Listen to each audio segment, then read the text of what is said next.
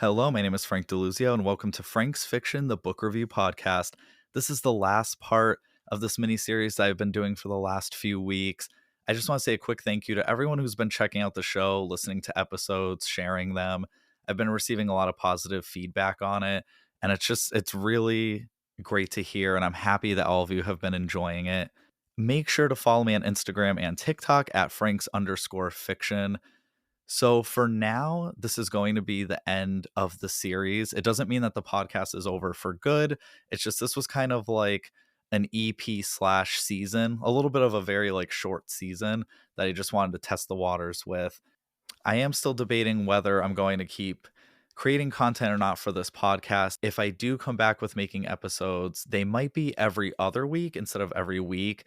It takes quite a while to read the whole book and take some notes on it and record the episode and edit the episode and market the episode and get it to its final form. It can definitely be time consuming. I just want to make sure that I'm giving it the love that it deserves. But definitely make sure you're following so that you do stay tuned with everything that's going on with the show. I might make an announcement on the podcast, or I might make announcements on social media, or maybe a mix of both. So stay tuned for that. I think we forgot to mention this in the episode, in the quite lengthy episode, was Chelsea's Instagram. I want people to be able to follow her. She was an amazing guest to have on the show. If you would like to follow her on Instagram, she is going to be at this is just the prologue _, and I will spell that quickly at THISIJUSTTHEPROLOGUE _. This is just the prologue _. Make sure you're following Chelsea. She posts great content, and she was just amazing to record with. A little bit of a life update. The only thing that really happened that was somewhat exciting for me was that celebrating one of my best friend's birthdays, we had a nice dinner, nice like intimate dinner. It was a few of us, and we did a paint and sip. I have some social media pictures up on that. I looked at everyone's drawings, like everyone that I was celebrating with. I looked at all of their paintings and they were just great. They were phenomenal. They're talented. Mine, I probably was the weakest link. I would say my trees were looking a little blobbish. My moon, I think, was okay. And I'm not just trying to like shit on myself completely. It's just I am not the best visual artist. I can be an artist in other ways, but when it comes to drawing, painting, it's just not it, sis. And to make matters worse, there was 3 other mini tables in this class as well, and the girl that was directly to the left of was probably one of the best in the entire night. Like, she wasn't I don't even know if she was listening to the instructor. I think hers actually came out better than the instructor's, which, by the way, the instructor was super nice, and she's super talented. But this woman next to me, this Picasso, this Van Gogh, it's like Whitney Houston singing, and then you're Ronald McDonald or Barney trying to sing after her. That's what this experience felt like. It just amazing talent. I didn't get her name, but just amazing, amazing detail to what we drew, which was like it was like a moon and an ocean and trees, and it was supposed to show the reflection of the tree. And unfortunately, my drawing skills, my reflected trees were shorter than my actual trees. But at the end of the day, it's all about having fun, right? I decided that I am going to gift my painting to my beautiful boyfriend. I hope he loves my 6th grade work, or maybe like 6-year-old work. I don't know which one's more accurate, but I hope he loves it as much as he loves me. I don't want to make the episode any longer than it needs to be because Chelsea and I have so much to talk about in this episode, and I can't wait for you guys to listen to The Soulmate by Sally Hepworth. So without further ado, let's get to the episode. Enjoy. Hey Chelsea, how are you? Hi, Frank. Great. How are you? I am doing good, staying busy and trying my best to read as much as I can before the end of the year.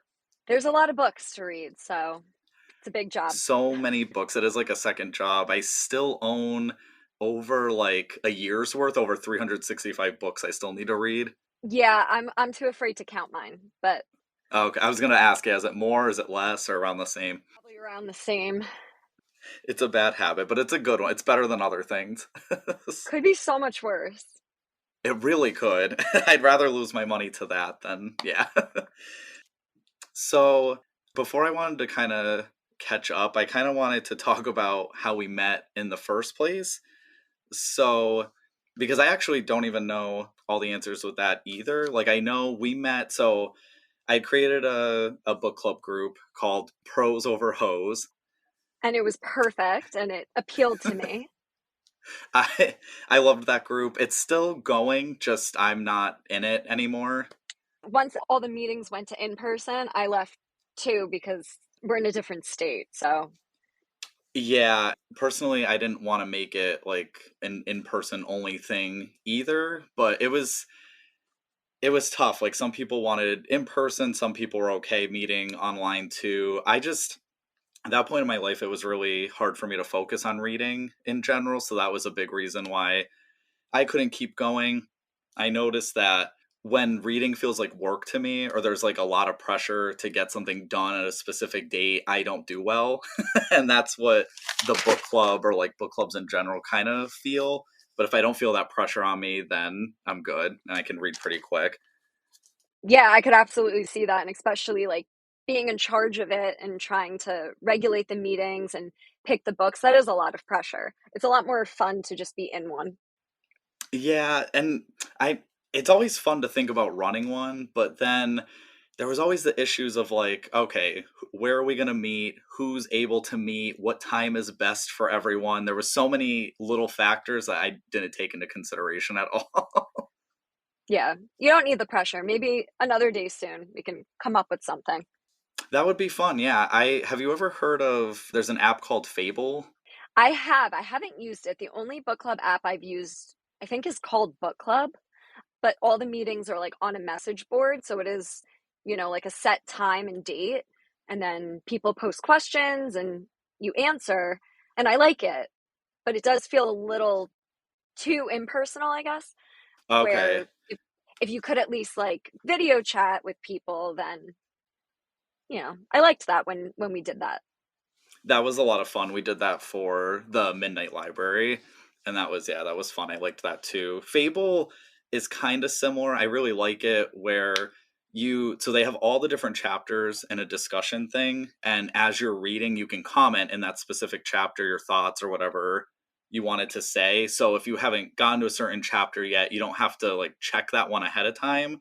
You just kind of go at your own pace. They usually I think a lot of them gave you a month to read it, but you didn't all have to be on the same pace. You kind of just go at whatever pace within that month and share your thoughts, and you're still talking with other people in each section. But I would definitely add, yeah, once the month was over or something, it'd be cool to add like that video aspect after for people who wanted to discuss more in depth on video or something. Yeah, definitely, and I really do like the idea that you can, like, in real time as you're reading, go on and be like, "What is going on?" Yeah, it was fun reading a twist and like chucking the book down, grabbing my phone and typing away in the separate chapter. I'm like, oh my god, and then people would be like, yes, oh my god. I could see that for sure. That was fun. But I was wondering, how did you come across the club, or like how did you become? Because I can't remember how I that all think I happened. I think I must have followed you on Instagram, and then you Uh, posted something one time about the book club, and I saw the name and I was like, "This sounds like a lot of fun." okay. So then I went to Facebook and I joined your book club group. Okay, awesome. I almost didn't share it there, and we almost didn't meet, or at least in that way. But Yeah, it's real. I love Instagram for the book community. It feels not that Facebook's bad, but Instagram definitely felt a lot more integration and like actual conversations with people. So I thought that was cool. yeah, I agree. I've had mine for almost a whole year, and I've bought way too many books since then, but I've met a lot of really cool people, so I really do love it there too. Yeah, I just September I hit my 2 year mark, which is crazy. I didn't even realize it was that much time already. But yeah, between Instagram and Book Talk, that's why I own so many books and Book of the Month, and you just start going down the rabbit hole of book recommendation. Right? Like a really hyped up book. I can wait to read it, but I need to physically have it. Yes, exactly. I'll read it 9 months later. Absolutely. The book that you and I just finished was what month's book of the month? I don't know, maybe this was a February book of the month Oh, and we was just it? read it in Okay. September. Yeah. Yeah, I didn't even get so I used to be part of Book of the Month. I didn't even get it that way, which by the way, it's a beautiful cover. And I didn't even I announce what the book that we read. It's in the title. It will be in the title, but it's The Soulmate by Sally Hepworth. And yeah, the cover is just absolutely gorgeous. I know they say don't judge a book by its cover, but it's beautiful. couldn't not buy it. Exactly. And I think, and I didn't actually get it from Book of the Month. I may have passed on it, but then so many people were talking about it online. I'm like, I gotta get it. It's on sale. Barnes and Noble was doing that select 50% off for Yes. hardcovers, and that was one of them. I'm like, I'm grabbing it. It was a good buy. It was a good buy. It was, yeah. And we'll definitely get into our thoughts with that. Before we dig into the book, too, have you ever read anything else by Sally Hepworth, or is this the only one? I have.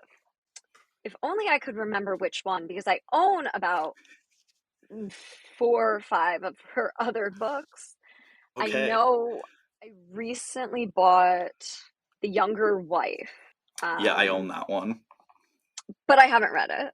Okay. Oh, I know what it was. I read The Good Sister.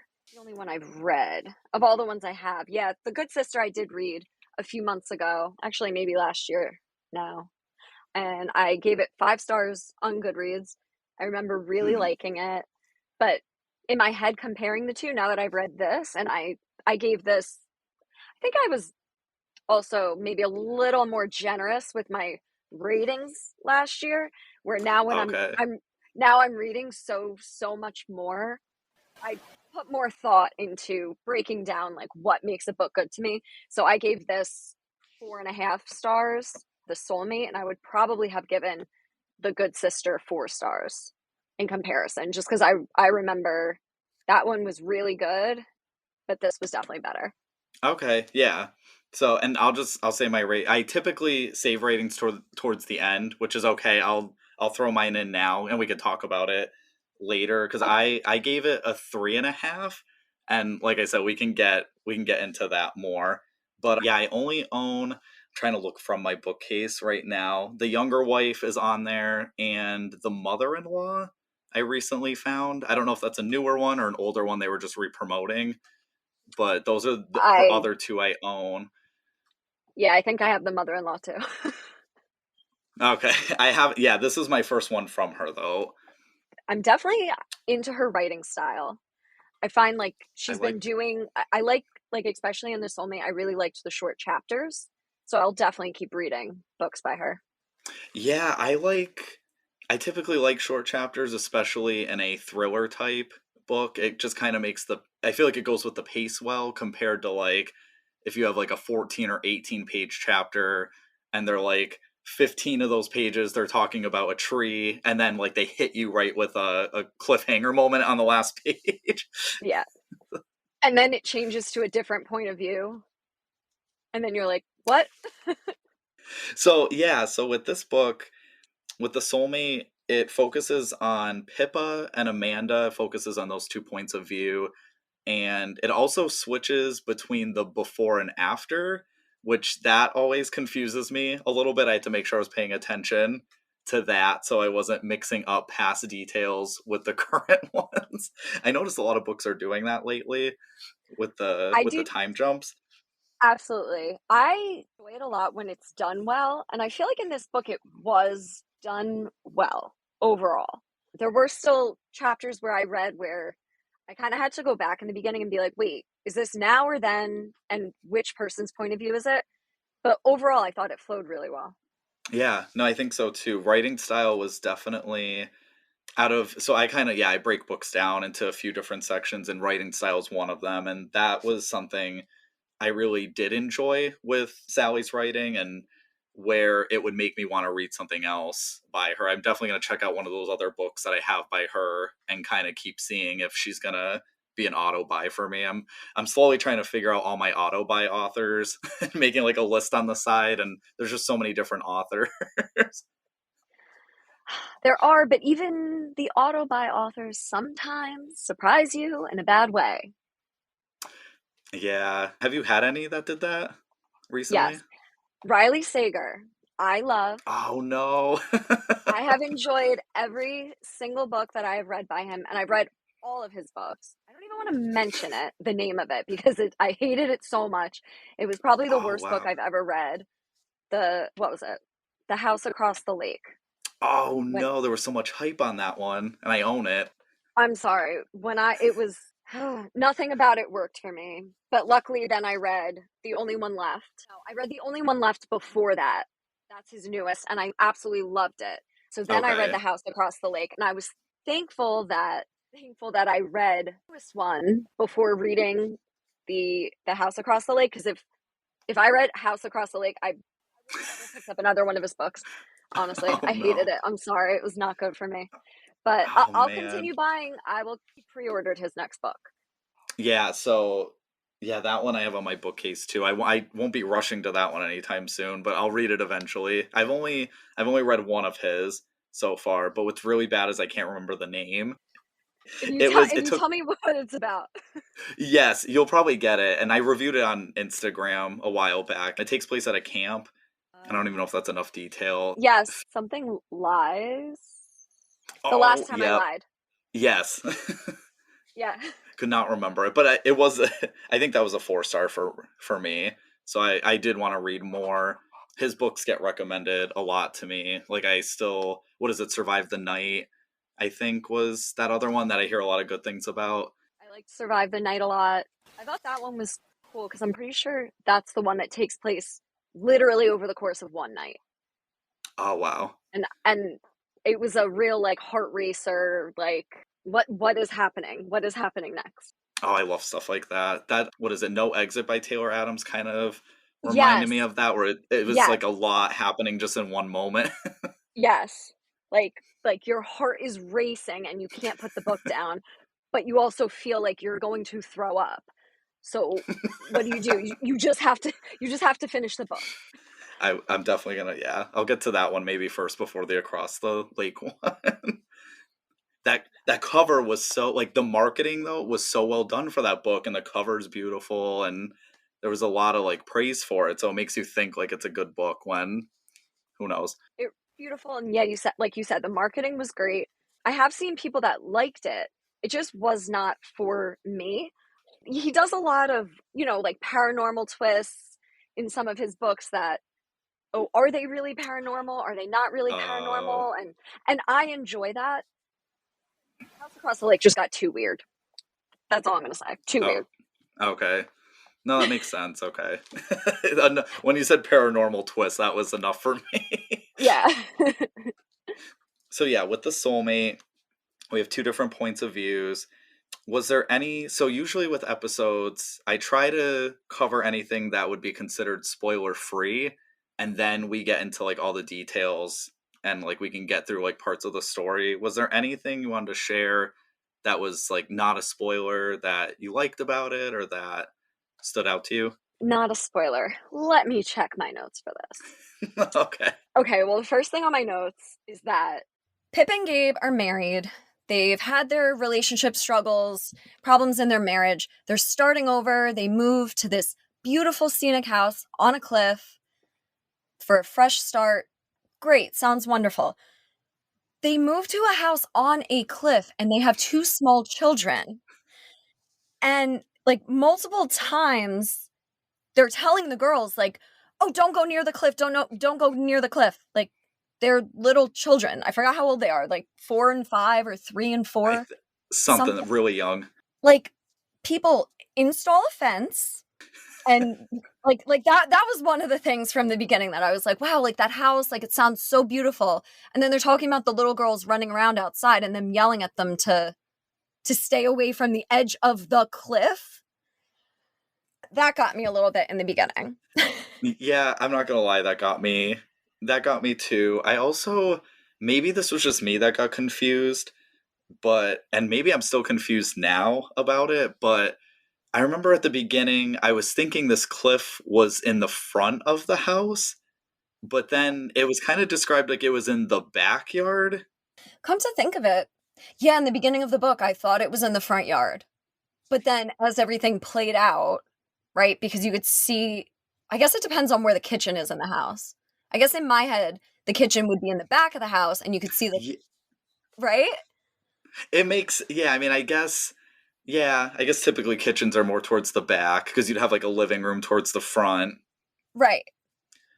I don't know, for some reason, I guess I just assumed because she's watching them from and I don't know why I thought she was just, like, looking through the entire house to the front and saw them, but I guess it makes sense if, yeah, it was if she was looking in the back window, like, maybe, yeah, it would be an easier view. Yeah, now I'm really picking my brain about it too. The layout of this house. Can I have a blueprint, please? Yeah, because I didn't because that definitely confused me a little bit, and yeah, I feel like if they installed a fence, the end. No, Then you also wouldn't have people in your back or front yard, since we're not sure. You wouldn't have people coming there to throw themselves off the cliff. Make make it a no-go zone. Put up a big fence. Put up the 1-800 suicide hotline number, and that's it. yeah, I thought so. I don't know if this is really much of a spoiler. It happens towards the beginning where so Gabe, yeah, is Pippa's husband, and he's been in the newspaper for saving people from jumping. And I remember thinking that feels kind of irresponsible of whoever runs this town. Like you're just letting this guy like why aren't more police involved in this matter? Yes, Like they're just letting this guy do this. yes. I mean, the only thing I can compare it to is very sadly a few years ago, where I work, there's a giant parking garage and somebody had ended their life from the Mhm. parking garage. Within the next 2 weeks, the city fenced in everything on this 11 deck parking garage and put like the hotline numbers in the elevators on every level. And I felt like that was, you know, obviously a terrible, terrible thing that happened, but I feel like Yeah. the town reacted very appropriately to prevent that from happening again. And Yeah. and in this book, right, the way they I'm cracking myself up thinking about it. The way it's like they call the police, like every time he talks someone off the cliff, they call the police and they're like, "Hey, it's us again. Yeah, we had another potential, they're inside, they're on our couch now. You wanna come get them?" Like, why is it this couple's, or mainly Gabe is the one who interacts with these distraught people. I agree with you. Why isn't the town or the police in general doing They're, something? they're like Gabe's got it. He's not even a licensed therapist, nothing. Yeah. They're like, Joe Schmo can handle that. I don't know. Yeah, it was weird. I don't remember them describing the town much though, but maybe it was like it kind of sounded like a small quiet town that they were sort of escaped to in a way.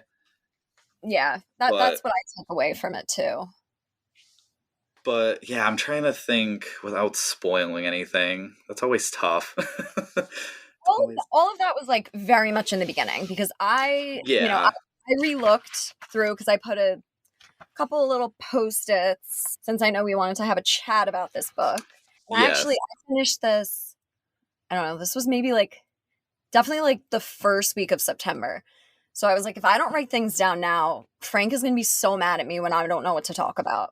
No, I wouldn't be mad. I didn't want you to be mad that you finished the book much quicker than I did. It was still a buddy read. Yes. But I for me, at least it doesn't happen it happened with this book. It's happened with a couple others where for some reason like I'll kind of lag at the beginning, but then once it hits like the climax or it's like halfway through the book, I just start speeding through it. Like when I had like maybe 120 pages left of this book, I wasn't putting it down. I was like, "Ooh, twist, twist." Like and I No, I love agree. when When you hit the sweet spot and you're like, I can't put this book down. Yeah. Starting a new book, I would say, yeah, a lot of times can be rough for me too, especially if there are a lot of characters and I'm like taking little notes to myself, like who's who and who's married to who. But then, like, yeah, once I get a certain amount of the way in, so I get it. I can sympathize. Like, starting a new book can be a little annoying sometimes. Well, because yeah, they're still like building the world, and like we were talking about with the beginning of this book, you're a little like you're still trying to figure out what's going on because they're like, okay, like they moved into this house, and there just so happens to be this like the suicide spot that they chose to live next to. So it's just yeah, it's a weird dynamic for sure. Yeah. I guess so character wise, without spoiling anything, it was a little tough for me to root for characters, I guess. I don't know how you felt about that. Yeah. Pippa and Gabe, I Bless their hearts. bless their sweet souls, but I could not stand either one of them and their relationship. I feel like the first maybe quarter of the book, I was like, "Huh, okay, like something's off here. All right." And then you keep getting into it more and more, and my brain was just like, "What? Like why are they together? What is going on?" I would say overall, I really liked Amanda as a character. I really liked her point of views, especially her before and after chapters. I liked her personality with her she talks about her childhood and stuff. I really liked one thing that she said that kind of like says a lot about her, I think explains her character. She said, that was when I decided I'd never marry my soulmate. From what I could see, marrying your soulmate was reckless. A commitment like marriage was best treated like a contract, with a list of terms and conditions, and the potential to extricate yourself if the terms were breached.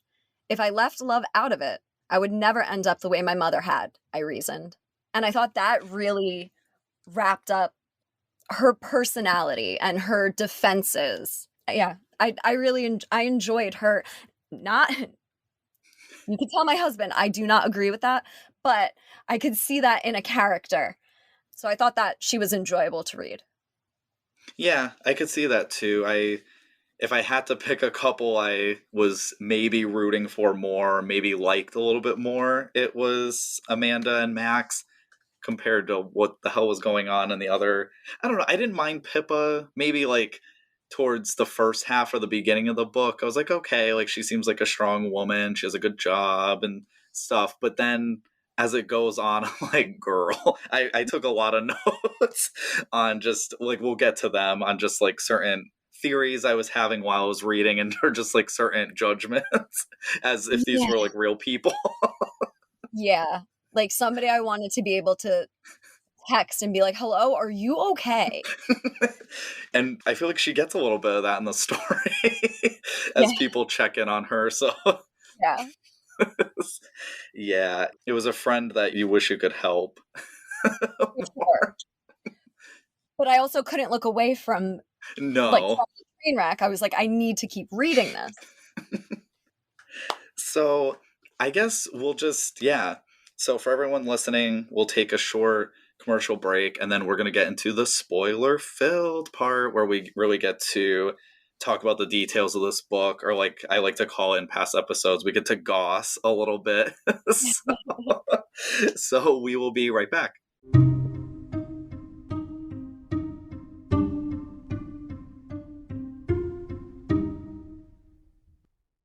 Today's episode is sponsored by Zencaster. So, a few years ago, I started a podcast, and one of my podcasting friends told me they record through Zencaster. I guest starred on his show. It was super easy to join through the invite link. I just plugged in my microphone and we recorded. When I listened to the episode, the sound quality was chef's kiss. I knew going forward I had to use Zencaster to record episodes for my own show. It's now super easy to record a podcast with Zencaster. Log in using your browser and start recording a high quality podcast right away. Record studio quality sound and up to 4K video with your guests. Feel a sense of zen knowing Zencaster's multi-layered backups ensure you always have your recordings in the highest quality, even if the connection is unstable. If you have thought about podcasting before and realized that you need a lot of different tools and services, those days are over. With Zencaster's all-in-one podcasting platform, you can create your podcast all in one place and distribute to Spotify, Apple, and other major destinations. Go to zencaster.com/pricing and use my code FranksFiction, and you'll get 30% off your first month of any Zencaster paid plan. I want you to have the same easy experiences I do for all of my podcasting and content needs. It's time to share your story.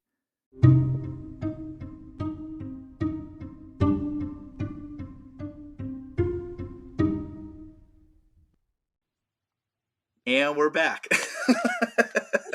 So let's see where to start. So we talked about the beginning already a little bit, where Gabe is known for saving people from jumping off what they call, it's called the drop, which is this cliff in the back of their house.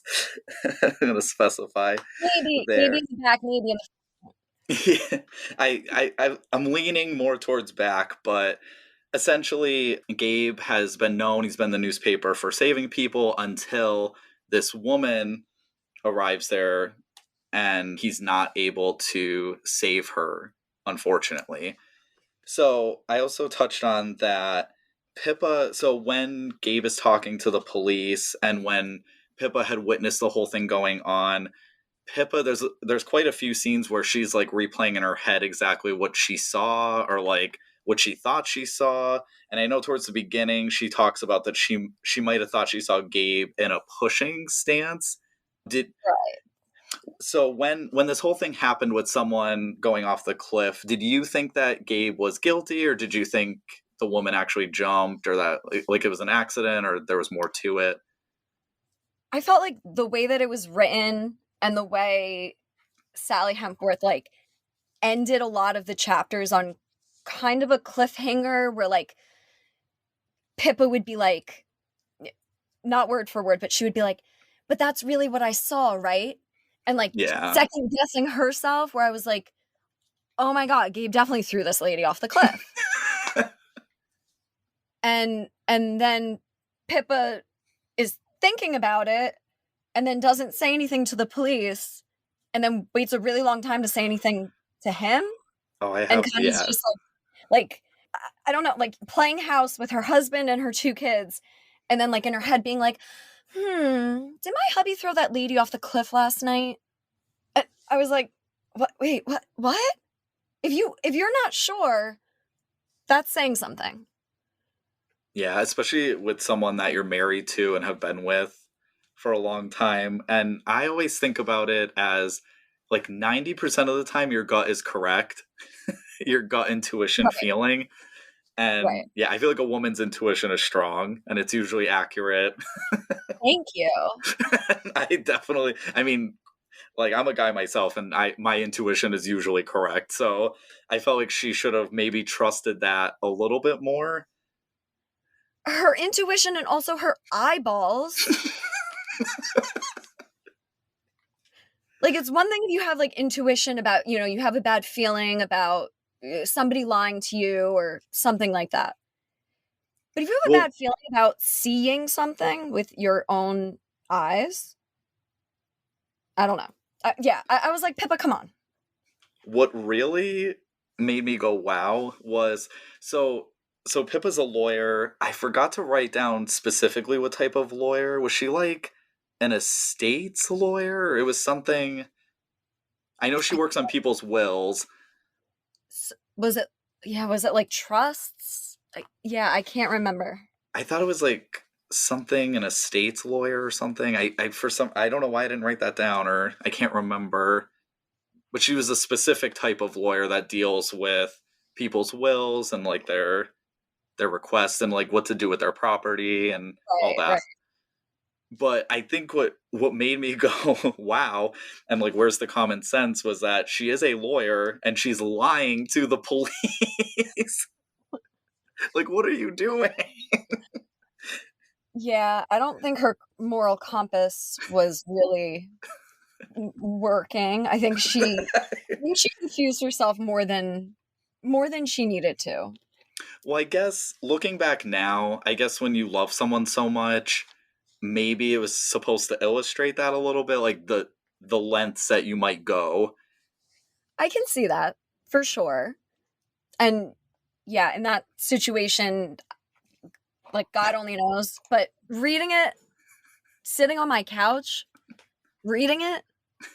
I was like, "Sweetheart, what are you doing?" So, a question I wanted to throw in there too was that if you were in Pippa's position, would you have lied or would have you told the truth? It's such a weird ugh, like, I Yeah, don't if your partner, if it looked like he pushed someone off of a cliff, I have, like, the worst conscience and, like, Catholic guilt, so, like, I'm not really capable of lying, yeah, even if I would want to. I don't know if I would physically be able to lie. yeah, I think for me it depends on like how long I was with the partner, but even still, even if I did, it probably would be eating me alive every night. It'd be so hard to go to bed Right, and like thinking like who am I sleeping next to? right, and it also we don't really find out, like of course, we don't find out what happens till the end, sorry, that sounds very silly to say, but so we don't find out we don't find out what happens to the end, so, this whole time right, Pippa's, like, again, like, playing house, hanging out with Gabe, and, like, she doesn't even know. Like, Yeah. maybe I would've felt a little different about the whole situation if he had come clean to her about everything that happened and, I don't know, like, given her details and, like, trusted her, but instead, like, he kinda just treated it like everything was, like, totally fine and, like, that this person just went off the cliff. Also, we haven't said that person's name yet, but we're in the spoiler section now. We are in the spoiler section now, and that person was da da da Amanda. And, my favorite character. But Amanda so Y. what I mentioned before about her being my favorite character, and I really liked her parts, her then and now, her then chapters were when she was alive, and then her now chapters are from her point of view being dead. And I thought that was really cool. I I did like that. There was a lot of theories that I was writing out, at least at the beginning, on who I thought Amanda was or what was going on. Yeah, Because I didn't know how twisty there's definitely quite a few twists in this book. I didn't know how twisty it was going to get. Cause yeah, my first thought was that is Amanda talking from the dead, like having like that omniscient point of view in the right. after, but then I didn't know, and I'm curious to think what you think of some of these. So I was starting to hypothesize that maybe Amanda was Pippa's new identity. That didn't cross my mind, but I wouldn't put it past any of the books that we read, so that sounds perfectly reasonable. Cause yeah, I didn't know. And this is before like Max really starts playing a role Yeah, in everything. So I was like, I didn't know if like it was that. I didn't know if this was the daughter of the woman who fell off the cliff. Like that was mm, another theory I okay, yeah, had, and maybe like the daughter was going to be Gabe's or something, which there is a kid twist, but not the one I expected. no. I don't know if it's just me, but I feel like it's a lot of us where like if you read a lot of thrillers, you just automatically your brain just starts going on like what you think the twists are, like what you think's gonna happen. Like we're really good overanalyzers, I feel as readers. Oh, absolutely, I'm like, "Which route is this gonna take? Like, there's 10 different lanes, and which way is this book gonna go?" So yes, it is Amanda, and it's not revealed super at the beginning, but before it's revealed, Gabe is, or at least like before the characters in the book know that it was her and stuff, Gabe claims that he was trying to grab the woman. And oh, see, now that I read back at certain notes, you start getting those like epiphany moments of like, oh yeah, there's a connection there because he There mentioned about dropping something outside. So I was like, oh, like that makes so much more sense now. Yes. That was the USB drive. Oh, the flash drive. But I didn't catch that. I thought it was maybe going to be like jewelry or something, but okay. Okay. Yeah. Yeah. So that makes a lot of sense now. That definitely makes sense. Like, he was so like his motive for why everything happened, or like he was so focused on getting that flash drive for good reason. for such good reason that that Amanda went bye-bye. Yeah, and Gabe, he, like I said before, he talks to the police, but he's not explaining what Pippa saw. And if I was Pippa, that would have been like super red flag for me. I would have been like, yeah, like I literally saw some, at least I have some indication of maybe what I saw, and you describing something completely different. Like I'm definitely questioning you, and I'm definitely questioning my own, like, what do I do now? Because that's weird. Very weird. Yeah, I wouldn't be comfortable with that if I were Pippa. No, I wouldn't either. They discuss the love story between Pippa and Gabe, like how they met, and I thought that was pretty cute. I wrote so he proposed to her after 3 weeks, and I wrote in big letters "red flag."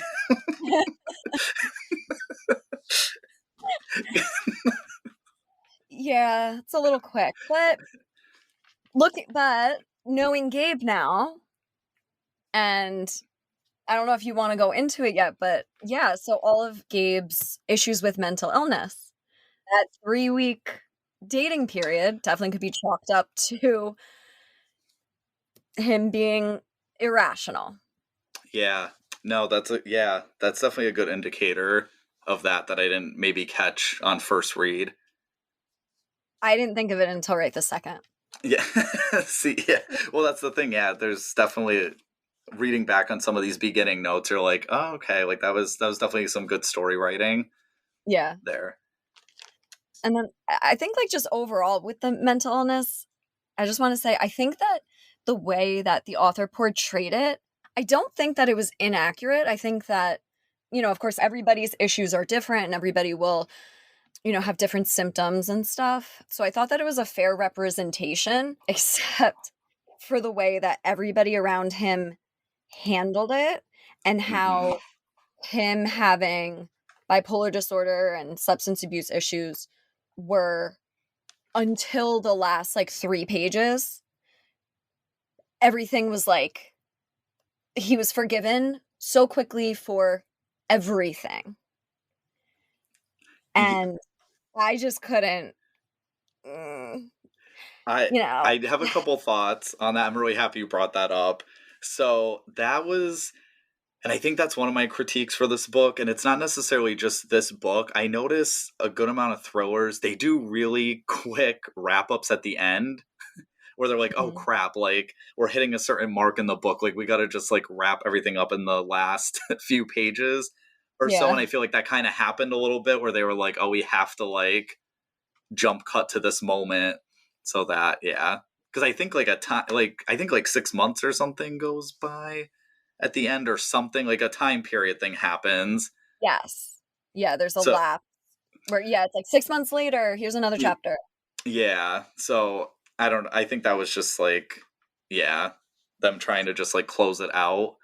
But Yeah, but so at that point in, like, the much later chapter, when Pippa, like, has an epiphany and then, Pip and Gabe end up not being together anymore. yes. Probably so much better for both of them. But it's not until then in the last, like, 3 chap 3 pages of the book where Pippa goes, "What I do know is that the bipolar disorder wasn't responsible for his actions. In the past, I'd always found it hard to visualize the line where his illness ended and his free will had began. Now I see it. His illness hadn't lied to me. His illness hadn't covered up his mistakes and said that it was for my sake. That was all Gabe, which meant we were done." And my feelings towards Pippa, like, I was like, "Okay, girl, you get it. Great." But through the whole rest of the book, she was saying things like, "I forgave him in that moment, as though I knew I would. It was impossible not to forgive this man, even though I knew that eventually this would probably be my downfall."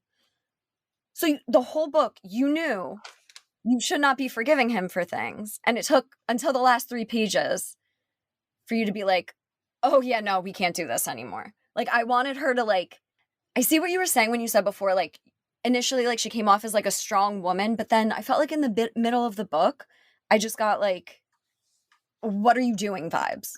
Yeah. So I'm glad she ended up figuring it out, but That ending that you quoted, that was probably one of my favorite parts of the book, was that whole thing about, because I was nervous. I got really nervous when they mentioned bipolar and him having that. I was really nervous they were going to villainize the mental health disorder.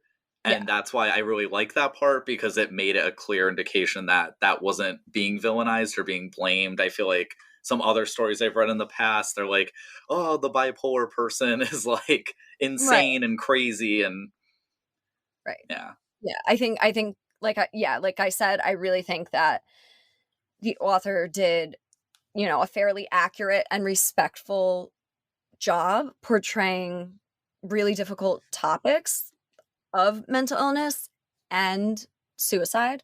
I thought that she did, it didn't seem like any of those things were thrown in like just for the shock of it. It felt like they were discussed and like thought out and researched and overall treated with respect. So I liked that about the book too. Yeah. And I'll skip ahead when you were talking about her quotes throughout the book, because this is one that made me stand out a little bit. It was the surfing date, and like I thought that was a cute scene, but then she says, and yeah, she had a lot of quotes like this where you're like, what? She said, yes, he could hurt me, but he was the only one who could make me fly. And I wrote run in really big letters. Because like, I was just like, girl, like, you need to heal. You need to get out of this situation and heal. Yeah, there were a lot of red flags throughout the book where Pippa, like, okay, red flags, like if the reader is seeing things, like, okay, but the red flags were straight up Pippa being like, this is bad. And then she's like, but I'm gonna keep doing it. Yeah. And I think it's tricky too, because they also have two kids together. Well, Well, one shall kid we talk together. about shall we discuss? So one of the things that one of the very many things that Pippa forgives Gabe for is an affair. An Hmm. affair where he has a daughter with another woman who, A uh, bartender. yes. And this daughter, it was Asha, right? Asha was Yes. the You know what's mother? bad? I can't remember the name of the other kid. Not Mm. Freya. And I want to say like Freya I or think Gretel. I don't think. I think it was Freya. Was it? Okay. Yeah. Gretel. It's not Gretel. Yeah, no, I think Freya and Asha, Oh, it was. and I Okay. remember I remember that because right before I read this book, I read In the Clearing, and there were 2 characters with the same names. Oh, that's weird. Yeah, I thought that was weird. But, okay, so Yeah, it was Gabe Asha. Gabe has an affair with a bartender, gets her pregnant. I can't remember if he comes clean to Pippa right away or if Pippa finds out about it later, but regardless, Asha, I'm sorry if I'm not pronouncing it correctly, her birth mother dies, and Gabe and Pippa adopt this child. Now, the way that it was like the way that adoption was treated and discussed, I very much loved. So, I was adopted when I was a baby, so I thought that this was all very respectful. Okay. Let me see what I wrote about it. I loved finding out that that daughter was adopted and that she was so very loved and that her parents were always very open and honest about the way that she became their daughter, because finding that out should never be a weird or shocking thing. It should just always be something that know that, you are loved. These are your parents who chose you. And I think that's really cool. So I think that was really well done in the book. With that aside, I understand it's not the child's fault, and God bless her for doing so, but how Pippa just like scoops up this child and is like 100% in and like no doubts into adopting her. Again, that is, love it. Treating the child well, amazing. But I don't know how she doesn't look at that child and have a reminder every single day that her husband cheated on her. Like, again, I know it's not the child's fault, but I the only and maybe it did affect her, and I only say that because of the affair she ends up having, or, like, Mm, not real. I mean, it almost. yeah, it's, like, tough because it's, like, I guess everyone has a different definition of, like, Yeah, cheating and affair, and yeah. I mean, she cheated on him. yeah. She did cheat on Gabe because she kissed someone else, but I think the way that it was shut down and everything, like, I wouldn't personally call that an affair. I think, like, an affair is more, like, ongoing. Yeah, I would say. And But sorry. no, you're good. I think the book was trying to make you think it was gonna be, like, this big affair that was happening for a while, Yes. but it ended. So, I might as well just share kind of, like, all of the all like, some of the beginning twists that happened where you're like, "Oh, wow, this is a lot at once," and we already discussed other twists that happened, but Let's I go. feel like yeah, I should cover the company that Gabe was working at called Newsy, and that is where he met his boss Max. And this is where it gets really messy because we have Max, who was Amanda's husband, and Amanda was the one that either jumped or was pushed off the cliff. So it shows that Gabe did know who that person was because, of course, like, they met each other's partners at certain work events and stuff. And then Pippa ends up kissing Max, and that's kind of framed as like, is that an affair? Like, what the hell's going on Yes. there? And yeah, and Max being Gabe's boss, like, it's just it's a lot going on. It's a mess between these two couples where they, And then Max being oh yeah, oh my god, yes, which that's towards the end of the book, but yeah, when oh my god, yeah. So then to make it even worse at the end, you're hit with Ma- Max being Gabe's uncle, which is like it's like an episode of General Hospital or like some soap opera. it's not funny. Okay, again, I gave this book 4.5 stars. Like, I really liked it. But now that we're saying it out loud, I'm like, "Oh." So so so basically, Pippa kissed her uncle-in-law. Ooh. Yeah. Oh. Yeah. Yeah, that's gross. Thank God, like, Amanda and Pippa weren't sisters or something. It would have really been like some weird. I'm surprised that didn't come out too. That's why I kept thinking like Amanda was somehow related to Gabe or something, but it turns out Max and Gabe were related. Right. So I thought it was interesting. There's a part where Pippa is blaming herself for Amanda's death, and I thought that was interesting because she had kissed Max, and obviously, like, we don't know this as a reader when we're reading it, but like, but she knew like that's all that happened and that Yeah. not more. And I guess I was a little confused because towards the end, I guess like because Pippa even made it out like it was more, like she had and she admitted she lied, and I was a little confused. I'm pretty sure they do explain it in the book, but I also was still confused like why she made it so much worse than it was. I could very well be wrong, but I remember her reason for making it out to be that she did so much more was with the intention to hurt Gabe. More Okay. since Gabe had, like, apparently numerous times stepped out on her. Well, he was definitely out late a Yeah. lot. Yeah. And which I guess we might as well throw that in as well because it makes you think like he was cheating a bunch of times when there were certain times where they were doing work related stuff, but then there's a whole situation where to make it even worse, Gabe ends up murdering someone. And that's why he was out late one of the nights. Dang, And I forgot that even happened. You forgot that happened?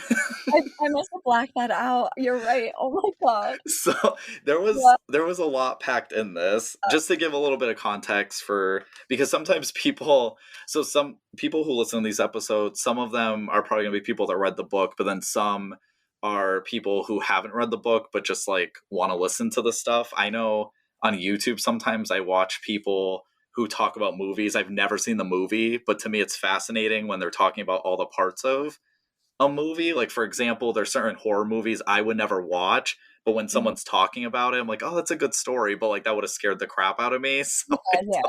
So And this I don't, is retelling. yes, I don't mind the retellings there. Maybe some people. So just to give some context, there is a loan shark named, so Newsy was like a new business that they were trying to get off the ground and they needed some money for it. And that's where Arthur is it Arthur Briggs? I almost said Arthur Biggs. I think it's Arthur Briggs, Yeah. and he's a loan shark. So Max had got money from him, and I guess it was weird because I thought he was going to be owing him money, but he did pay him back. But yet Arthur still wanted a connection with him. So that's when he sent the guys to scare Amanda. And I was like, Yes. okay, like he paid you back. Like, why are you like, no, I want this to keep going. I don't, Was it that he was trying to get more money from them, or he was trying to get some hold in the company? I can't. yeah, I know it sounded like he wanted to just like still be a part of the company Mhm. Like, in shake him some down way. for more. Yeah, but yeah, no, I wrote if, I wrote Mhm. that I would have been scared to death if two guys bum rushed me like they did Amanda. I was like, "What? What? Like, what Yeah, happened?" yeah, that was terrifying. And I'm happy Max at least talked to her about it. I felt like I felt like if it was Gabe, he would have been like, "Don't worry about it." And right, which is why, like we said before, we definitely would have been rooting more for Amanda and Max. Yeah, Because I would have been Gabe like, "No, you're telling me what the hell is going on?" Gabe would have been like, "Ugh, Pip, those juice heads that came in the house and put you in a headlock, like, don't even worry about it. It's not a big deal. Like, you're making a big deal about nothing. Don't worry about it." The complete gaslighting that would have happened. Meanwhile, Max was like, "All right, so I'm in a little bit of trouble. Let me tell you what's going on." And I was But like, "Okay, that's good. but Thank some you, Max." but sometimes Amanda. So to me, Amanda kind of felt like one of the more rational characters. Like sometimes she had to like ask multiple times. Like he wasn't going to tell her at first, and she had Uh-huh. to be like, "No." And at least he ended up sharing it with her. But yeah, like there's just certain things that's like, no, like I feel like you should probably tell your partner what the hell's going on. This is Like, someone you're married to. who came to the house and threatened her life, which she might deserve to know. I think so. Like Why. she's involved at this point. Yeah. Yeah. Let's see. So yeah, so police they revisit Pippa and Gabe and just to like just to ask about the details again. And Max is looking for that hard drive. Like everyone's looking for that hard drive, and the reason why they are is because oh my god, I'm blanking for a second. Is it because I'm trying to is it because the murder was on there or just the cheating? Yo, we're bad at this. I know. I don't know why I'm blanking all of a sudden because I know the cheating was recorded because that's how Amanda saw it, and that was on the flash drive. But I can't remember if like all of like Arthur's biddings and stuff Okay, are I on there. remember. Yeah, so because remember, it was Max had this secret computer. Yes. Amanda finds the secret computer, quick pulls a US a flash drive out of God knows where she pulls that out of. Plugs that in the computer, does a quick boop boop boop, Oh yeah, I know that and was like 5 seconds. Everything's on it. all the files from the secret computer. All these like heavily encrypted financial, Yeah, that was unrealistic. all the all the financial secrets. are suddenly on this flash drive, along with the security footage of Pippa kissing Max, Max shutting Yes. her down. Yes. So everything, basically every single secret in the world was on this flash drive. It was like she was Nicolas Cage and she was trying to steal the Declaration of Independence. That's how good she did on this flash drive. It's like those movies where they have a hacker and they like smack the keyboard 3 times and I'm like, I'm in. That's what I was picturing. I was like, damn, Amanda's good at this. You're like, the CIA should have hired her. I also just realized too, was Amanda, she wasn't, was she working? I can't recall. I don't I no, don't I don't think, think so because Max was in the big money. I guess so, yeah. I guess she didn't have to. I do want to touch on, I don't know if that's coming up. This might be a later scene. I can't remember, but I, so I don't know if you felt this way too, where I think by the end of the book, they wanted, I felt like Max and Amanda, maybe I'm wrong, that were they were kind of like marketed as this like not perfect couple, but like a couple that loved each other a lot. And that's like the whole point of like the title of the book, The Soulmate. And there was a scene that happens between them where I'm like, I don't know if they're really like soulmates. And it was when Amanda thought she was pregnant. And I don't know if you remember, like she thought she was pregnant. He actually didn't go. So Max is like really, he's like a workaholic type of Yeah. personality. In the contract from the beginning, no children. Don't even think about it, Amanda. Yes. And there was a moment where she thought she was pregnant. He actually was like caring about it. And when she found out she wasn't, and then he's like, all right, back to work. And she's left there crying. I'm like, what? Yeah, so that was sad. That made me sad. That was But really sad. but they came back at another point where Amanda says, let me see, where they have a conversation. This is like page 271. Okay. They're they're having a conversation. Max asks her. Wow, Max asks. That's a little hard. Max asks her, "Do you ever wish that you had been pregnant that time?" And then I remember, yes. and then they actually have a very nice discussion about it. And he like basically like I should have given you so much more. Like he kind of regretted his decision and I liked that. And then Yeah.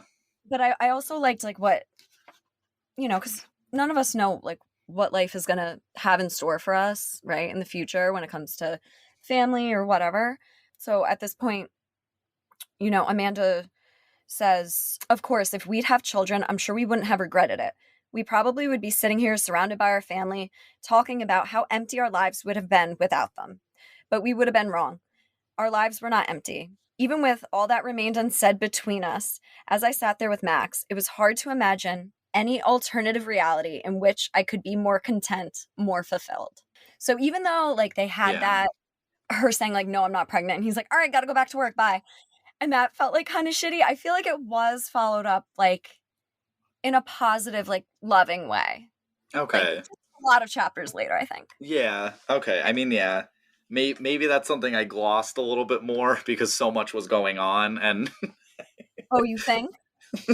there was, there was quite a lot. I'm trying to think of things we haven't covered yet.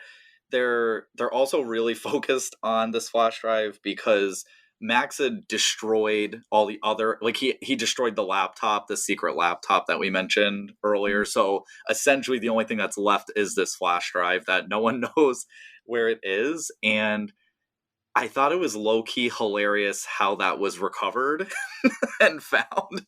Was there's a part in the book where, and this is towards the end, where Pippa and Gabe, they're like looking for this thing really hard, and then Yeah, and they can't find it. like the bounty hunters are coming to the house. No, it was what? Like yeah, like Max is gonna come to the house and literally wipe out the whole family for this flash drive. And then all of a sudden, what happens, Frank? Well, they're looking for like an hour, I think it said, and they're like, yeah, we can't find it. And Gabe has the brilliant idea of like, well, I'm gonna lie and say I have it. Which like, okay. So that he could get Max there, he sends Pippa and the girls out. So Pippa and the girls are in the car, and of the two girls, also side note, of the two little girls, one of them needs to be in therapy. Which is Ash. What, she's like biting her sister and like she was a little, she needs some help. But so what do they pull out of their like little like sand pail in the car, Frank? The girls. Well, it just so happens that Asha found the hard drive or the USB drive and found it in the which I don't know how because yeah, aren't they like like they're really young kids, and it just so happened she found it, but not the grown adults looking for like over an hour. And also when they talk about like how she found it, it was like an insidious thing where she like Yeah, found it and like put it in her sand pail and like covered it with sand so nobody could see because it was yeah. treasure. But like I could see like a little kid like finding something shiny, right? And being like, "Oh, that's pretty. That's mine. It's my gold treasure." I don't know. I Some, like I maybe. I could see that, but then there was a specific part where it specifically mentioned that, oh, I'm not going to tell anyone about it. I'm like, oh, that's super convenient. Oh, I'm like, little girl, what are you doing? But also, I just found on a page that Amanda says it took over an hour to go through the files that I'd imported onto my USB from Max's laptop. It took you only over an hour to go through the entire like CIA registry or whatever else was on there? Only Well, over an hour? Like, girl, you're a hard worker. well, they gloss over that. Yeah, they glossed over that to really make it feel like it was like a 5 minute Yeah. job. Yeah. Oh, oh goodness. Let's see. So, oh yes, I wanted to point this out. See, there was little moments like this where I was like, how realistic is this? When Max is smashing the laptop, it's in public at the beach, and they specifically mention how there were dog walkers.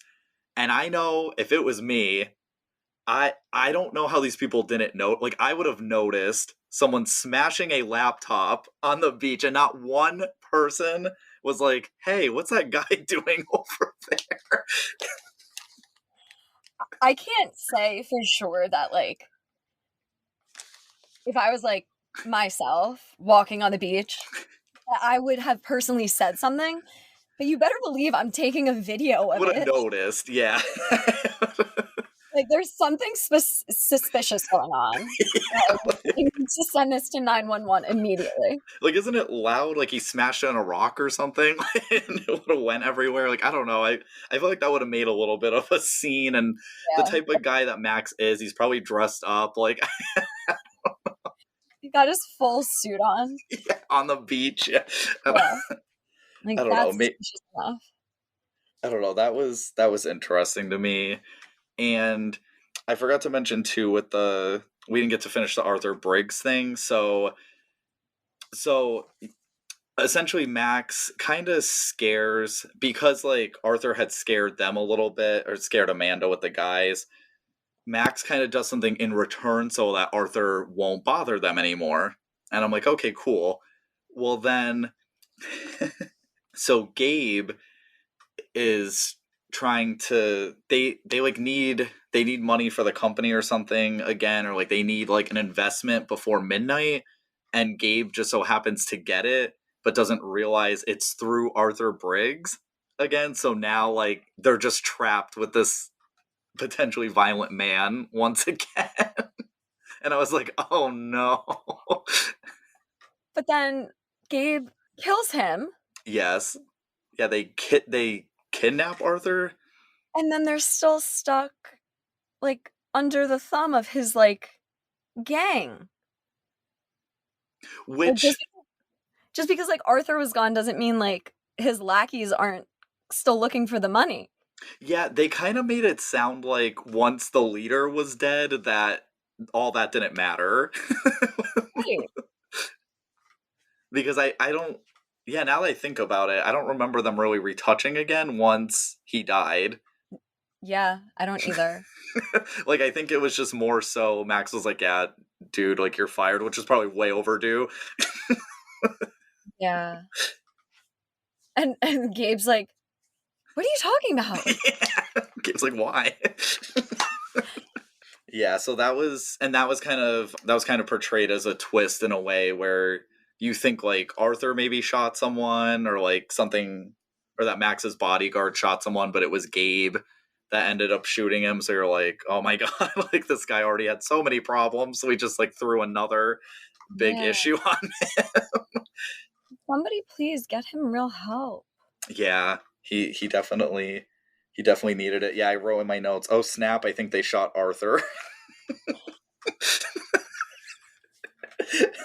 What a reaction.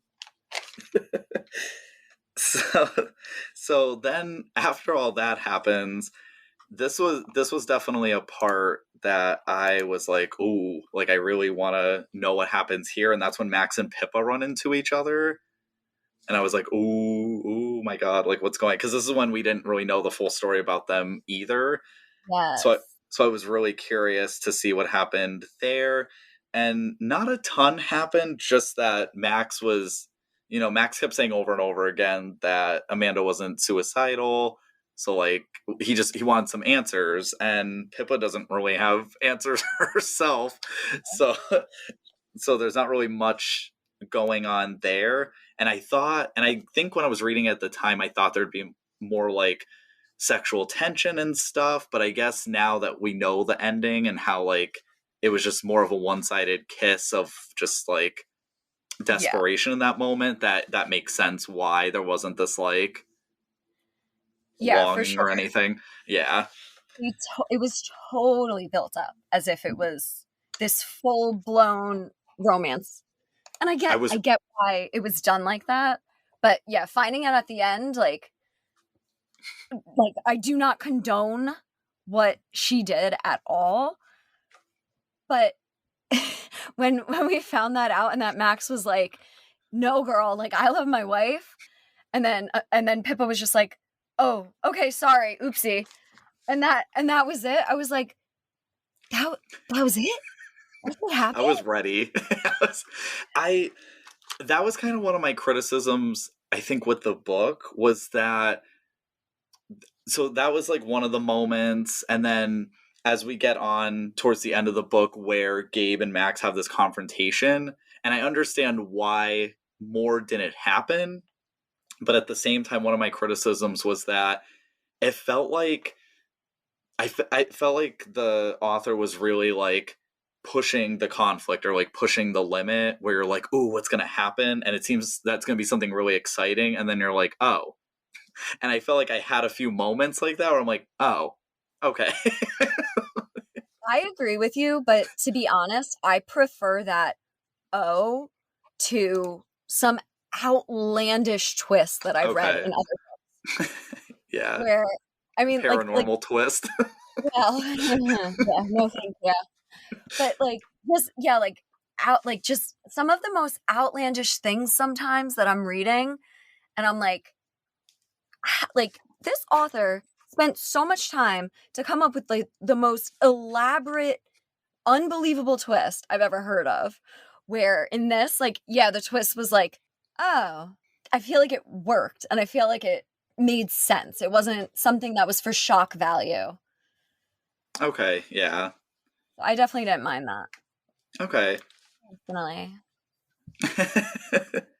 And that's what's awesome about, like, I always find it interesting too once I go to, so I usually rate books on Goodreads, and there's certain books, one of the last ones I read, which was The Drowning Woman by Robin Harding, that was a 5-star book for me. I loved that book. And then it's funny when you read some of the other reviews and it'll be like 3 stars or one, like it's just people who absolutely hated a book you loved, and you're like, Yeah, did we read the same thing? yeah. I think it all comes down to, like, sure, like, your personal experiences, your personal preferences as a reader, Yeah. but also I gotta say, like, what's going on in your life at the time that you're reading this book, the book that you read before Mm. that. I mean, yeah, who knows? Like, if I if I read this book at a different time in my life, maybe I would be like, oh, 2 stars, who knows? Huh, I that's a wouldn't, really good point, yeah. but yeah, I think overall, like, everything worked, and I think my brain was in the right space to read this. Yeah, no, it definitely made sense.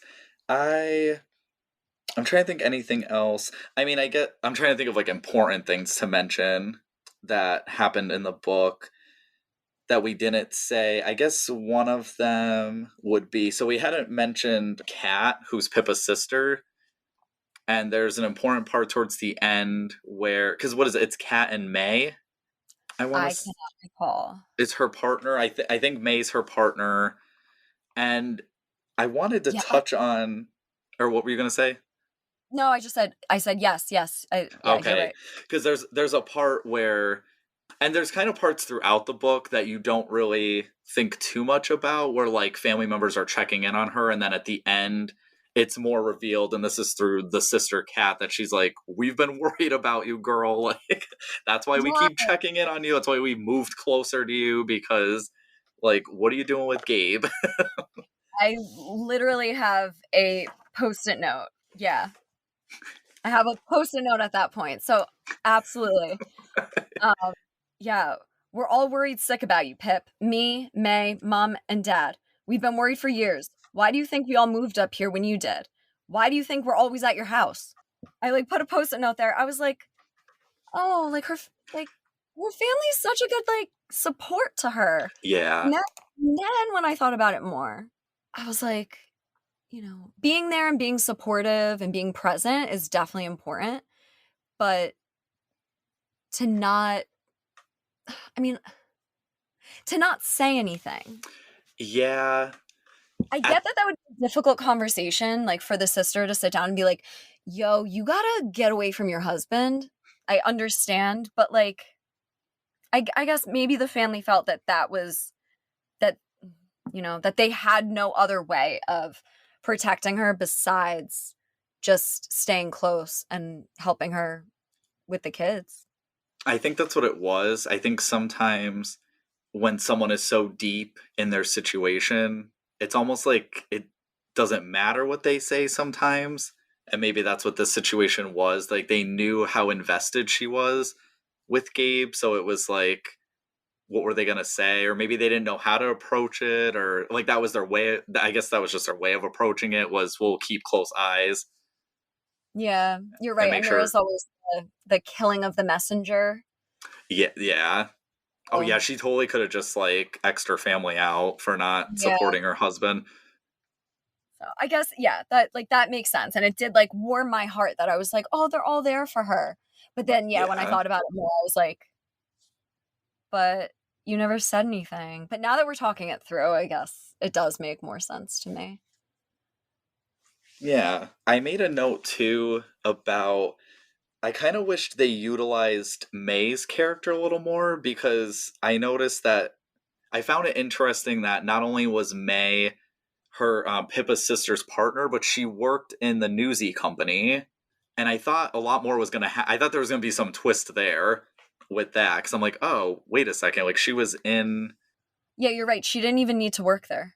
no, and I was wondering Except why. for that's isn't that how the sister and May met?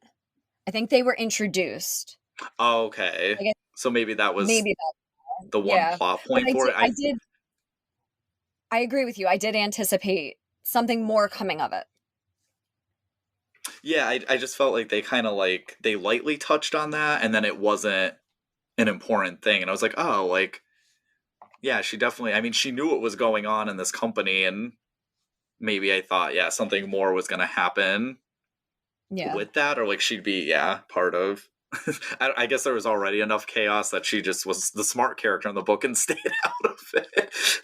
Wish I just stay in the background and there's play always with the there's always one character in these like thriller novels or in a book in general, and I always say they're like one of the smartest characters because they don't they're typically not a main character either because they don't get involved in all the malarkey that's going on. The drama. yeah. May totally stayed in her lane. That's it. She's like, "This is just a job. I'm not going on that van ride with that guy. I'm not, like, I don't get paid for this. No. I'm just here to work. I respect it." So So Frank, I have a question for you. yeah, So the title of the book, The Soulmate, okay. regardless of how at the end neither couple was together, who do you think the soulmates were? If Sally Hempworth named this book The Soulmate, who was she pointing towards? First thought, I thought she was trying to point it towards Amanda and Max, but do I think they were soulmates? No, but I get what she was trying to convey, and there's one more part at the end that we didn't get to discuss yet that yeah, I've mixed thoughts on, and it's sad. But to answer your question, like I said, I felt like she was trying to say they were the soulmates, but then the more that I think about it, or at least I loved how the surfing came back in at the end. So then, in a way, and maybe I'm wrong with like the framework or anything, but towards the end, I took it as like being a soulmate to yourself and loving yourself Oh, that's cute, Frank. because I felt like that's what Pippa had to do. Like, she had to be there for Yeah. herself and her children, and she made the right choice by splitting ways. Wow, that was very insightful. That was cute. I don't know. What were your thoughts? I think that the way I went into it, with the title and reading what the book was about, I think that I was supposed to think that Pippa and Gabe were soulmates, Okay. right? Like the question you asked me before about like, would you protect, you know, your person in XYZ? But I think overall, looking back at it now, like I think Amanda and Max really were soulmates, which is funny because the way she entered the marriage was, as I said before, she viewed it as a contract. Yeah. But they ultimately definitely did fall in love. Maybe not the, you know, passion that so many of us expect from a romantic relationship, but they definitely really did love each other. And I liked seeing the way that their conversations and the treatment of one another like evolved throughout the book.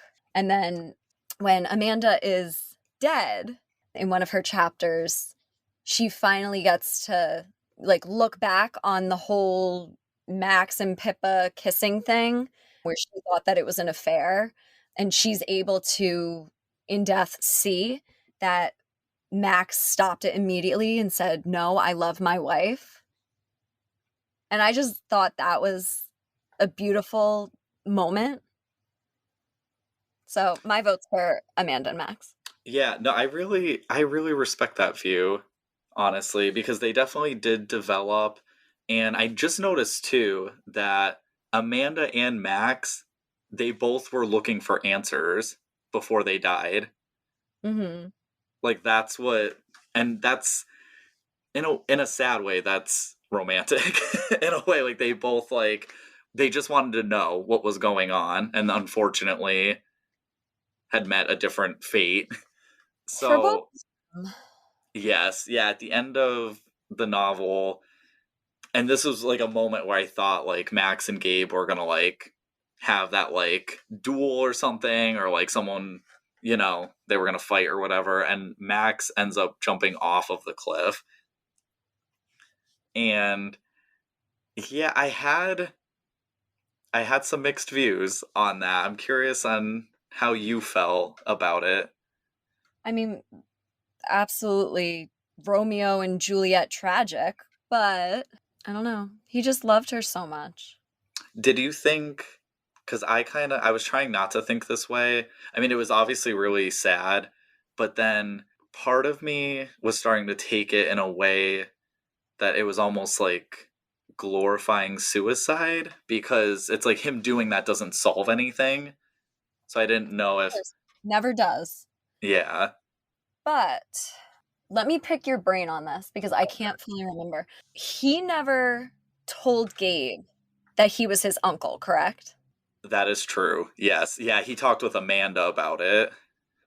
But so by him no longer being alive, he left everything to Gabe. I think the children. Oh, well, the children, right. Yeah. Yeah, you're right. Which was obviously a convenient thing too to wrap up the end, but he took the fall for Arthur None of Briggs. it. Yeah. So I think, Amanda not being there anymore combined with, I don't know, I'm trying to rationalize a completely irrational decision that he made, but he took the rap for the murder, so Gabe was off the hook. He set up the girls for life. Maybe that was his, I don't know, in his Yeah. mourning, all that he believed that he could, give back to the people that he left. Yeah. Yeah. No, I could see that. We didn't get to mention either. I actually forgot where it was Max's brother took his own life. That was like a Hmm. part of the story as well. So in a way, Max was trying to guide Gabe so like the same fate wouldn't happen. Yeah. Max's brother was Gabe's dad. Was it? I didn't realize that. Or how is it his uncle? I can't remember. I know that Didn't he it was Max's brother, right? didn't he have a girlfriend and now I'm worried if I'm mixing up books. Didn't he have a girlfriend in college and she got pregnant and that was Gabe, Oh, yes, it was. Yes. right? So Oh then yeah, when that he was his dad. Yeah, I don't know why I didn't put two and two together there. so then by Max hiring Gabe, he was able to get to know him, have a relationship with him Yes. without telling him who he was, but also keep an eye on him, and Max was able to see those signs of mental illness in Yeah. Gabe. And Gabe kind of had some negative views on like this uncle that he never met because he didn't know Max was his uncle, and I think Right. that's why Max didn't end up confessing to him Right. about it. But it's a mess. It's a tragic mess where at least like I guess Pippa kind of ends up with a somewhat happy ending, and the girls like are set. So Yeah. I mean, there's that, but there's a lot of destruction A lot within of that path. I and it does seem like Gabe at the end is getting hopefully getting the help that he needs. And I appreciated too, like it being mentioned in the ending that like, Pip and Gabe are civil, but that Gabe is not allowed to see the children without supervision. I thought that was an important part, just due to, sure, like, his general mental illness and history of substance abuse, but also all the things that he did, yeah, like being a murderer.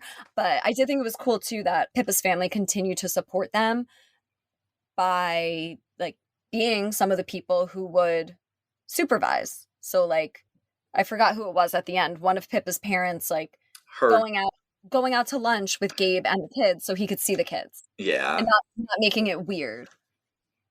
yeah. It might have been her dad, or it was one of the parents. Yeah, I But liked that.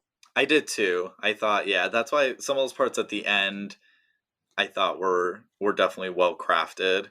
Yeah. And I want to, before I forget too, I want to touch on when you were talking about the romance between Max and Amanda, and what I also respect about your opinion with that when you were saying they weren't this like over the top passionate couple. And I think there's a lot of there's many books where, and I guess it's movies too, but there's a lot of books where there's a romance between two main characters and it's like so intense, it's so passionate, there's fighting, there's making up, there's I can't live with anyone else but you type of like energy to it, and it's a little chaotic, and I think it makes some people feel like some people probably joke, but I know some people are probably dead serious on like wanting love like that, and it's not the best example of love. Oh my god, 1000%. That terrifying that is glorified. That, like, having these, like, blowout fights and then coming back to one another and, "Oh, but I love you so much." Like, that's, like, glorified as a perfect relationship, like, I just noticed some of the books that are written by younger writers that like I've noticed some of the romance ones that like tends to be there's like a lot of like just that like back and forth and having to like chase after someone or like the guy's preventing the girl from seeing anyone else or just like some weird like toxic behaviors. like, toxic domestic violence, Yeah, it's yeah, romanticized a little bit. yeah, not here for that at all, not No, supportive of and at least in this situation, I don't think that was happening. So that's why I respect that this relationship was I mean, besides the like which Max didn't even bring on the kissing or anything, so I think if anything, they wow, it's really bad. It's like if they didn't have Pippa and Gabe in their lives, maybe their relationship would have maybe they would have been okay. Oh, they both would have been alive. Yeah. So Oh, I want a do-over now. write like a prequel to the Yeah, Soulmate or like a separate fan fiction oh where they my actually have a happy ending. oh, I would love that. Yeah, the more I think about them, the more I'm like, "Oh." No, you're getting me to like them a little bit more than I originated. I think like at the beginning of this, I was like, I thought they all sucked in their little ways, Yeah, but I was like, I don't want to hang around these people. I don't care how much money they have. no, and I don't wanna hang out with that child that bites like that. No, no, She's yeah, I'm like in good. the corner, like, giving her sister Indian rug burn and, like, plucking her hair out, and the parents are like, "Oh, don't do that." Meanwhile, yeah, she's trying to get help from her husband, take care of the kids. Meanwhile, he's dealing with some woman on the side of a cliff. Yeah, there was a lot there, that happened, but there yeah, was when we pick everything apart, it's this is gonna sound ridiculous. God bless anybody who listens to this.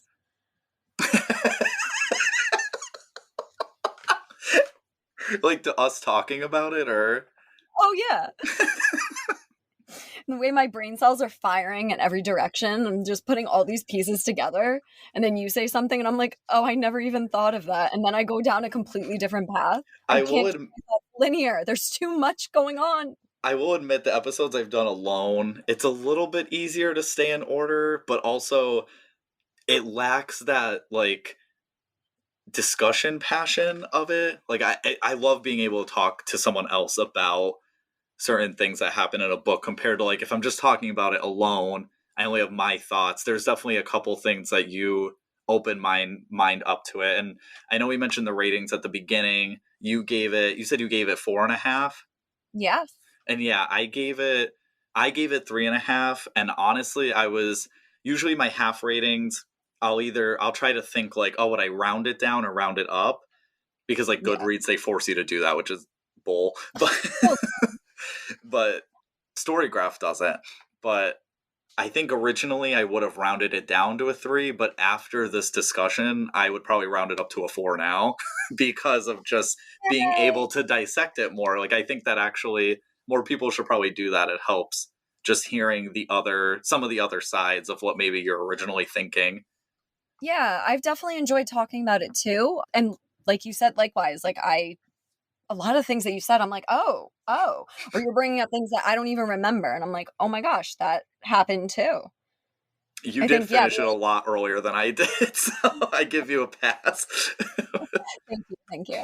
But yeah, definitely just diving into a book with someone who read it at a similar time, who generally likes the same genre and can have a, you know, I mean, you have intelligent conversation. I have intelligent No. conversation.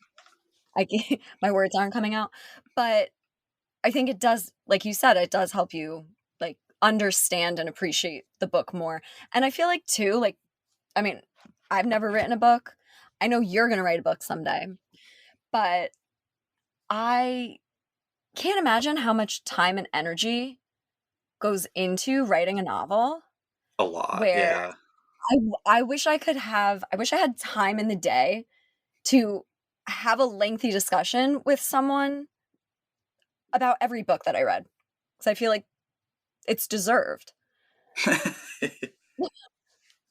for Well, me and and one for the writers too. I mean, I feel, someday hopefully I'll join them in the whole like having a book out there and yes. I will message you outside of this on an idea that I'm working on to just like maybe get a little feedback because I'm really excited about it and I don't think a lot of that topic is out there.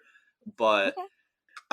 I feel for authors who put hours and hours and hours into making these books and then so many readers read books in like 1 to 3 days sometimes and like Yeah, they could just be so quick with it and the author took like so many days and so many weeks to like craft this book into what they want it to be like the best that they can come up with in that time and then yeah yeah, for for someone to judge it so quickly it's like that must be yeah. yeah. It's harsh. Yeah, it can be at times. But yeah, no, that's essentially The Soulmate by Sally Hepworth. Personally, I'm gonna try out one of those books I own by her again, or even both. And kind of, I usually like to do like at least 2 or 3 books by an author. Three, I think, is a good amount to like really, if I'm on the fence with an author, to see if I want to keep picking up their stuff. Chelsea, I want to thank you so much for this riveting conversation. It went a little bit long, so I apologize for that. But I do want to thank you so much for coming on. It was awesome talking about this book, and it brings me back to all the way in January. We talked about January 2023. We talked about the Midnight Library. It was already it was like ages ago already. Was that long ago? Yep. It was the January book club book. Yeah. Wow. Yeah. Time flies. I know. But thank you so much for coming on the show. I appreciate it so much. Yeah, thank you for having me. Of course. No, it was amazing. And for everyone listening, if you guys can follow the show, leave some comments, share the episodes with friends or loved ones or whoever you think would enjoy this episode. And follow me on, oh my God, we forgot to do that at the beginning. I wanted to shout out your Instagram. My Instagram is Frank's underscore fiction. Chelsea, you can promote your Instagram or any other things you want to say. I post my reviews on my Instagram. It is at this is just the prologue with an underscore.